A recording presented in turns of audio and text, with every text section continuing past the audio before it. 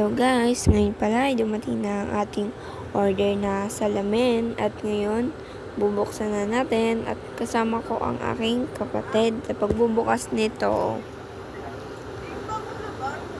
Ayun na nga, ina-open ko na siya at medyo nahihirapan ako sa pagtanggal kasi medyo masikip yung lagay niya, pero mas okay na rin yung para safe na safe. Ayan, dami niya palang tape na bubuksan pa natin. Grabe. Dami niyang tape. At ngayon ako nagbubukas pa rin kasi sobrang dami niyang tape. So, ayun na. Malapit ko na siyang mabuksan. At sa part na to, natatawa yung kapatid ko sa akin kasi ang tagal ko daw magbukas. Napasabi na nga lang ako sa kapatid ko kasi ang purog ng gunting kaya hindi ko agad mabuksan. At ito na tayo sa last part na tape. Caring naman sa sobrang daming tape niya. Talagang safe na safe ka kung bibili ka na ito. At eto na tayo mga kamari. Malapit na natin mabuksan tong salamin na to. Makikita nyo na kung gaano to kaganda. At isa-isa ko na nga palang kinuha yung mga gamit dito. At nagtaka din pala ako kung bakit dalawa yung niya, yung pandikit.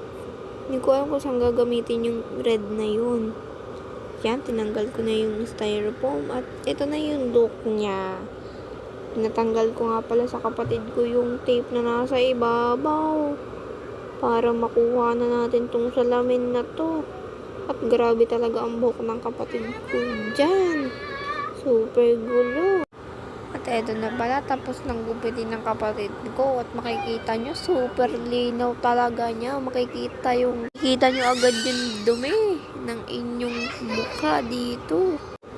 Sobrang ang daming kalat dito. At ididikit na nga pala natin tong last one na to. Tapos medyo kinakabahan si mama dito. Kaya ayun, hindi nagpantay ang pinakang huling salamin. Kaya naman, gagawin na lang natin ito ng paraan. At ito na nga po pala yung kanyang final look. Super ganda at super linaw nito. Tinagan ko na din siya ng flower. At ayun lang. Bye! Thank you!